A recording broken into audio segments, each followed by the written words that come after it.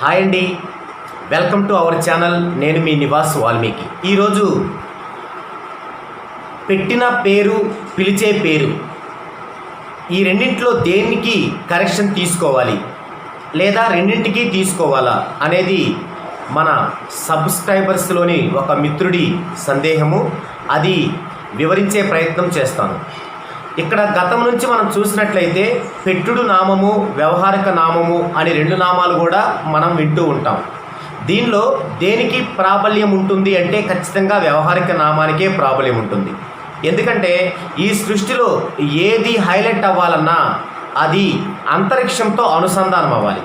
ఎప్పుడు అంతరిక్షంతో అనుసంధానం అవుతుందంటే మనం ఎప్పుడైతే ఆ యొక్క పదాన్ని కానీ ఆ యొక్క పేరుని కానీ మనము పిలవడం మొదలుపెట్టామో ఆ పిలుపులో ఉన్నటువంటి శబ్ద తరంగం అంటే ఫ్రీక్వెన్సీ, పౌనపుణ్యం అంటారు, శబ్ద తరంగ వేగం, ఆ శబ్ద తరంగ వేగము అంతరిక్షంతో కనెక్ట్ అవుతుంది. అప్పుడే మనకి దాని ద్వారా మంచి జరిగినా చెడు జరిగినా. మీరు గమనించినట్లయితే పూర్వకాలంలో చాలామంది తపస్సు చేస్తూ ఉండేవాళ్ళు. ఆ తపస్సులో ఒక శ్లోకాన్ని పదే పదే పఠిస్తూ ఉండేవాళ్ళు. ఫర్ ఎగ్జాంపుల్, ఓం నమ శివాయ, ఓం నమ శివాయ. ఇదే విధంగా అంటే శివుడి గురించి అలా చేసేటప్పుడు అది ఎక్కడికి వెళ్ళాలి? అంతరిక్షంతో కనెక్ట్ అవ్వాలి. అప్పుడే వారు దేవుడు అనుకునే ఆ యొక్క దేవునికి అది కనెక్ట్ అవుతుందని ఒక నమ్మకం. అందులో సైన్స్ ఉంది. అక్కడ దేవుడు అంటే అంతరిక్షం. అంతరిక్షంతో కనెక్ట్ అవ్వాలంటే మనం ఒక పదాన్ని కానీ ఒక పేరుని కానీ పదే పదే ఏకాగ్రతతో పఠించాలి. ఇప్పటి కాలంలో మనం అలా పఠించలేము. ఎందుకంటే మనకి చాలా మైండ్కి సంబంధించినటువంటి ఆలోచనలు ఎప్పుడూ కూడా నిరంతరం మన మైండ్లో తిరుగుతూ ఉంటాయి. అంటే కాన్సన్ట్రేషన్ చేయడం కుదరట్లేదు. అందుకు ఏం చేస్తున్నాం, మనం పఠించడానికంటే ఇంకా బెస్ట్గా ఉండటం కోసం రాస్తున్నాం. అంటే ఆ రాయడం ద్వారా కాన్సన్ట్రేషన్ అంతా కూడా మనము ఆ యొక్క పేరు పైనే ఉంచుతున్నాం అనమాట. ఇక మనం సబ్జెక్ట్లోకి వచ్చినట్లయితే పెట్టుడు నామానికి అంటే మనకి తల్లిదండ్రులు ఫిక్స్ చేసిన పేరుకి ఎలాంటి శక్తియుక్తులు ఉండవు. అది ఆటోమేటిక్గా అనతి కాలంలోనే న్యూట్రల్ అయిపోతుంది. ఇక కాలింగ్ నేమ్కి అంటే వ్యవహారిక నామానికి మాత్రమే శక్తి ఉంటుంది.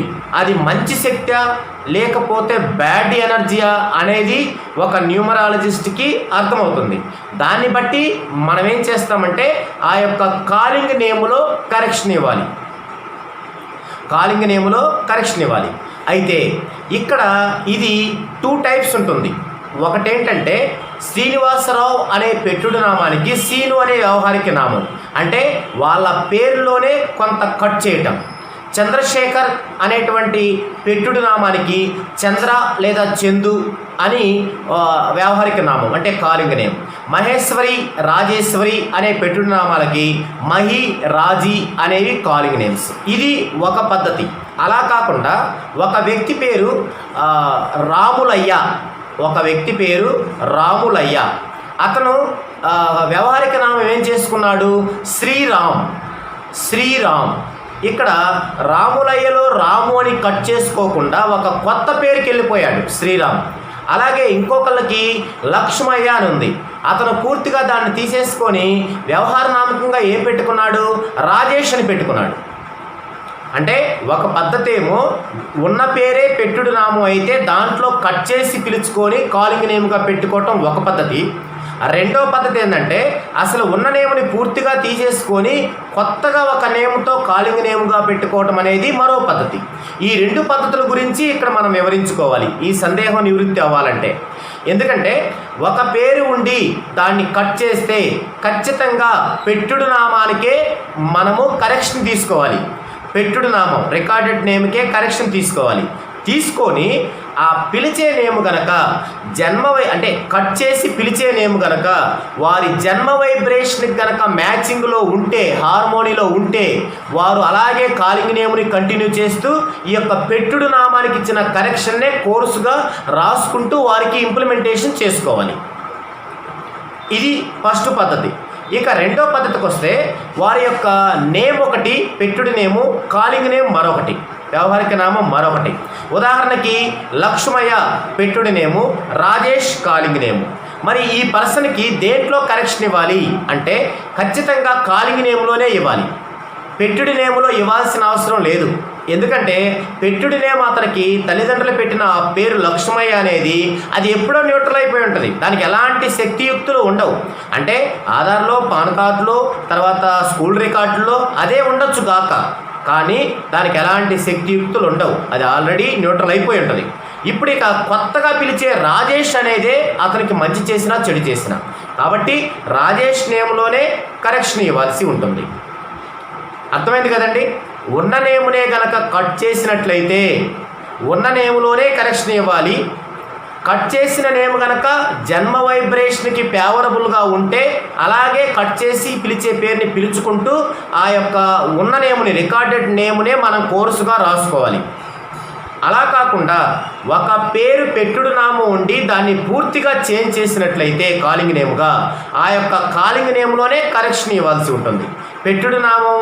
పెట్టుడు నామానికి అసలు వెళ్ళకూడదు. అది ఎప్పుడో న్యూట్రల్ అయిపోయి ఉంటుంది.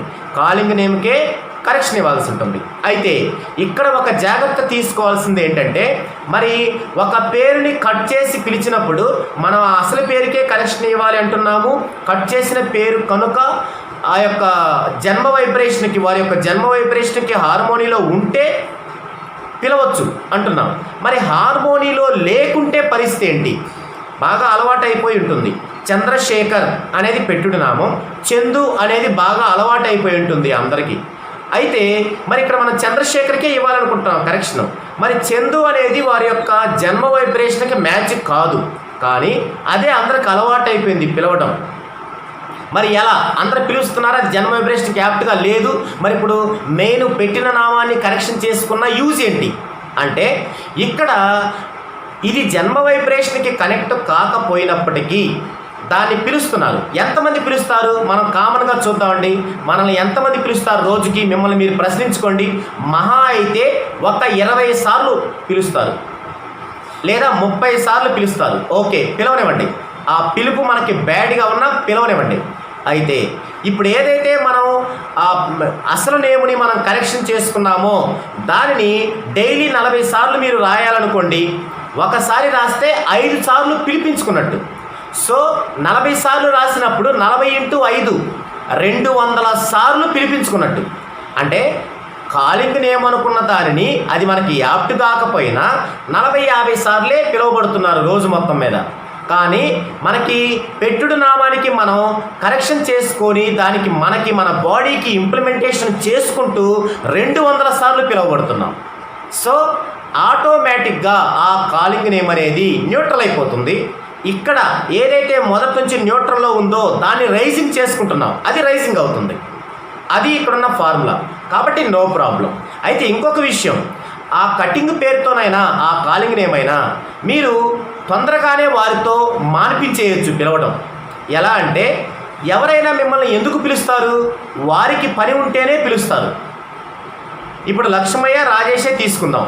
రాజేష్ అని పిలుస్తారు, మీ స్నేహితులే పిలుస్తారు. కొత్త వాళ్ళు ఎవరు పిలుస్తారు? కొత్త వాళ్ళు పిలిస్తే ఎవరన్నా సార్ అంటారు. పాత వాళ్ళే పిలుస్తారు, రాజేష్ అని పిలుస్తారు. మీరు పలక్కండి, మీ దగ్గరగా వచ్చి రాజేష్ ఏంది పలకట్లేదు అంటారు. అవును, నేను రాజేష్ అనేది నాకు యాప్టిబుల్గా లేదు, నేను లక్ష్మయ్యతోనే పిలువబడుతున్నాను అని చెప్పండి. దానివల్ల నష్టమేముంది? గిల్టీగా ఫీల్ అయ్యే అంశమేమి కాదు అది. మీరే పోయి పని కట్టుకొని చెప్పాలంటే మీకు గిల్టీగా ఉండొచ్చు. మీ అవసరత ఉన్న వాళ్ళు మిమ్మల్ని రాజేష్ అని పిలిస్తే మీరు పలకకపోయేసరికి వాళ్ళు వచ్చి అడిగితే చెప్పచ్చు. ఈసారి ఏం చేస్తారు? వాళ్ళకి పని ఉంటే అది వాళ్ళ అవసరం కాబట్టి మీరు పలకాలి కాబట్టి ఖచ్చితంగా లక్ష్మయ్య అని పిలుస్తారు.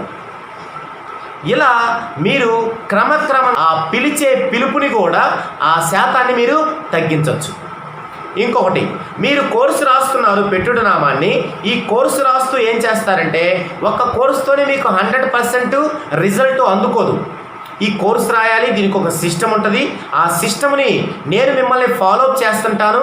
ఒక స్టూడెంట్, ఒక కాన్వెంట్ పిల్లోడు కనుక కాంపోజిషన్ రాయకపోతే ఒక టీచర్ ఒక టీచర్ ఎలా ఫాలోఅప్ చేస్తాడో అలా నేను మిమ్మల్ని కోర్సు రాపిచ్చి దాన్ని వాట్సాప్లో పెట్టమని దాని ఇన్స్ట్రక్షన్ ఇస్తుంటాను. మీరు బాగా రాశారా, ఆ ఇంప్లిమెంటేషన్ మీకు వర్తిస్తుందా, ఏమి రాంగ్ వచ్చింది, ఎలా రాయాలి, అలా నేను మీ వెంటబడతాను అనమాట. పడి మీతో ఆ కోర్సును రాపిస్తాను. అంతటితో అయిపోలేదు.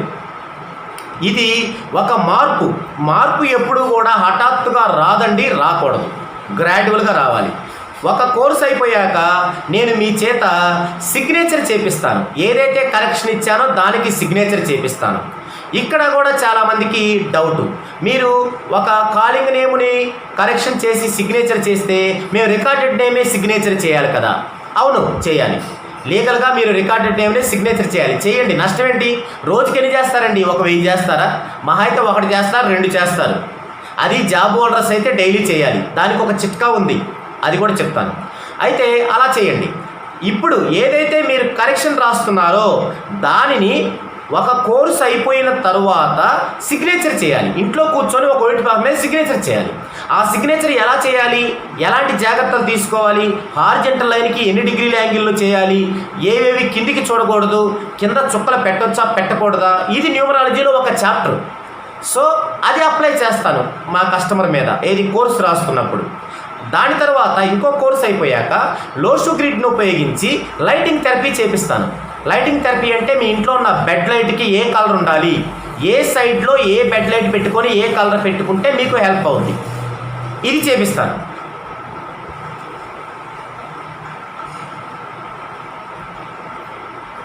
సో ఈ విధంగా ఈ 3 అంశాలు చేయాలి ఎవరైనా. అంటే నేమ్ని కరెక్షన్గా కోర్సుగా రాయాలి, కొంత తర్వాత సిగ్నేచర్ చేయాలి, ఆ తర్వాత లైటింగ్ థెరపీ చేసుకోవాలి. ఈ 3 చేసుకుంటే 100% మీ ఒంట్లో ఉన్నటువంటి నెగిటివ్ మొత్తం పోతుంది. లైఫ్ లాంగ్ మరలా మీకు మీ బాడీలో నెగిటివ్ రాదు. ఇదండి, అంటే ఆ కన్ఫ్యూజన్ తీసేయడానికి నేను ఇచ్చినటువంటి విశ్లేషణ. ఇంకా దీని మీద మీకు సందేహాలున్నా, అర్థం కాకపోయినా మీరు కామెంట్లో పెట్టచ్చు. ఎక్కువగా నాకు వాట్సాప్కే చేస్తున్నారు, ఆ సందేహాలన్నీ వాట్సాప్లో అడుగుతున్నారు. నా నెంబర్ ఉంటుంది వీడియో కింద డిస్క్రిప్షన్లో. మీరు చక్కగా ఏదైనా సరే అక్కడ కామెంట్లో అవసరం లేదు, డైరెక్ట్గా నాకు వాట్సాప్తో పెట్టినట్లయితే మీ సందేహాలు దాదాపుగా నేను తీరుస్తాను.